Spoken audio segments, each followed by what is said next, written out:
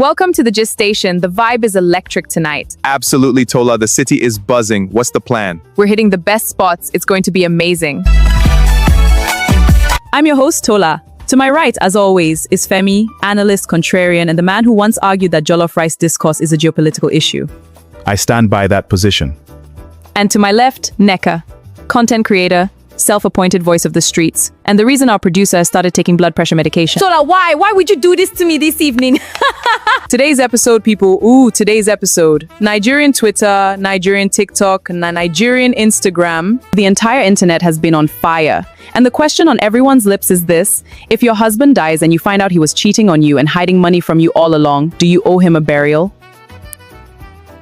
We are getting into all of it. Stay with us. So here is what's been going on. Women across Nigerian social media have been sharing a very specific opinion, and it goes like this. If your husband dies and you discover after his death that he was cheating, and on top of that, he hid significant money from you, you do not owe him a befitting burial. You are free to walk away. Let his family bury him. Let the side chick bury him. That is not your cross to carry. And the argument is, this woman was loyal. She nursed him when he was sick. She managed the household. She suffered sometimes in poverty, not knowing he had money somewhere else, possibly with someone else. And then he dies, and she's supposed to organize Owambe and buy Ashoebi? Buy Ashoebi? For who? For what? Tola, the audacity of death alone. That man had the nerve to die and leave receipts? Let's not start there. Let's be rational about this.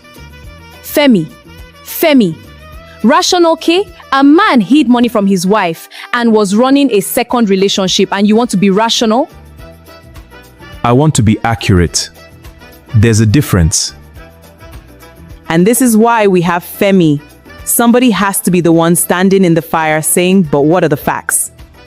Femi, go ahead, make your case. Okay, I want to be clear. I am not defending cheating. I am not defending hiding money. Those are serious betrayals. But here is my issue with the conversation. The burial is not for the man. The burial is for the living. When a man dies, there are children involved in most of these situations. There is a community, there are in-laws, there are shared social ties. The question isn't just, does he deserve it? The question is, what happens to the woman and those children in that community afterward, if she walks away? In many parts of Nigeria, a woman who refuses to bury her husband becomes the villain in the story, regardless of what he did. Is the moral satisfaction of refusing worth the social cost? Femi, with the greatest of respect, why is it always the woman who has to calculate social cost? The man calculated nothing when he was doing what he was doing.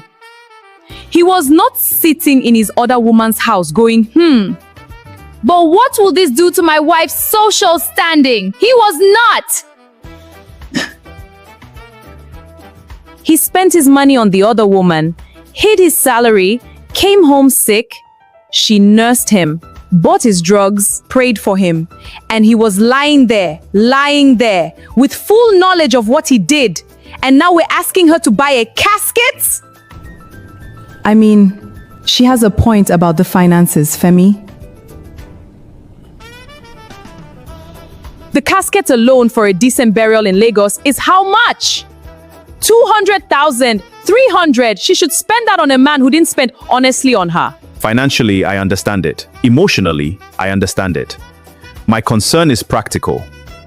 But I will concede this. If the man's family has resources, if his family knew about the other life and said nothing, then yes, the moral burden shifts. They were complicit. They can handle it. Femi, did he just agree with us? Tola, clip this right now. This man just said the family should handle it. I said, if they were complicit. Same thing, same energy. Let me bring something into this conversation that I think people are skipping over.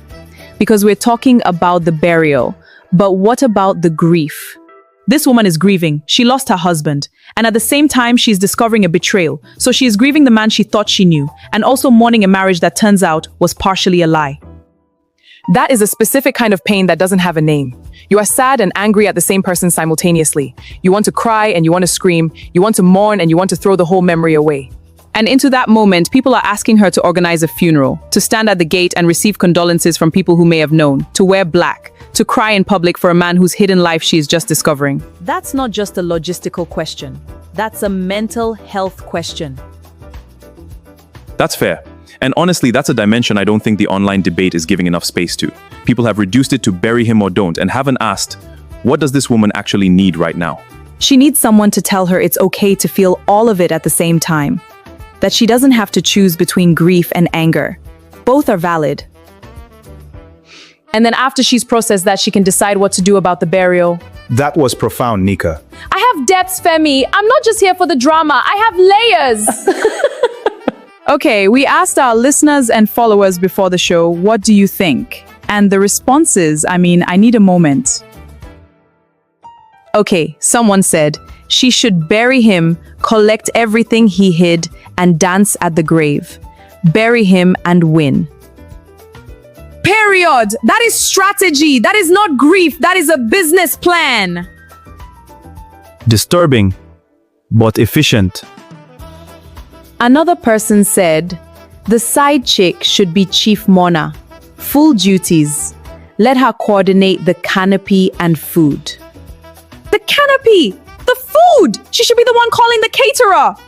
This is unhinged. It's justice, Femi! Okay, this person is more measured. She said, do the minimum. Sign the papers, show up once, and quietly exit. Don't burn your reputation, but don't perform grief you don't feel. That right there is the answer for women who are in communities where walking away completely has real consequences. Do the minimum. Protect yourself legally. Then move. I can work with that. I can accept that as a compromise.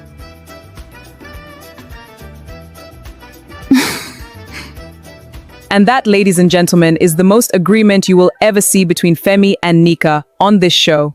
Screenshot it. Frame it. I do want to make one practical point, because this affects the decision more than people realize.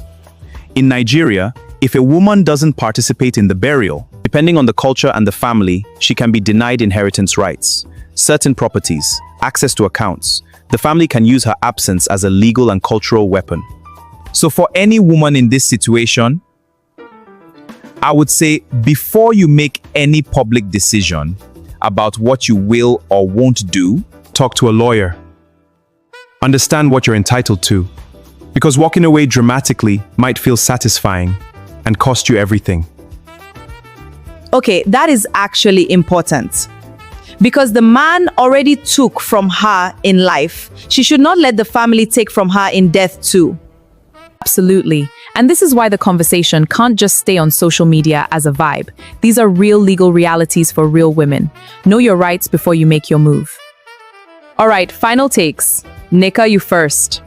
My final take is this. Loyalty is not a contract that survives betrayal. She gave him everything. So if she wakes up after his death and decides she cannot perform a love that was kept secret from her, I will never judge her. Never. Society needs to stop asking women to grieve publicly for men who did not love them fully. She deserves to heal at her own pace, in her own way. Femi. My take. The burial itself is not the point. The real issue is what comes after: the children, the estate, the community standing, her future. Handle those things strategically. Whatever you decide about the burial, make sure it's a decision that protects you and those children. Don't let grief or anger make a choice that leaves you worse off. Be smart, even in the pain. And mine is simply this: there is no universal right answer here. Every woman's situation is different. Every marriage had its own truth. What I know is, a woman who nursed a man in sickness, Who was faithful, who managed a home with hidden resources, she has already done more than enough. Whatever she decides in that moment, bury, step back, or hand it over entirely, that decision belongs to her. Not to Twitter, not to the in-laws, not to us. She earned the right to decide. thank you so much for joining us on the Gist Station. If this episode hit different, share it. Send it to someone who needs to hear it. Leave us a comment. And if you have your own story, anonymous submissions are open, link in the bio. Until next time, stay informed, stay safe, and please mind the gist.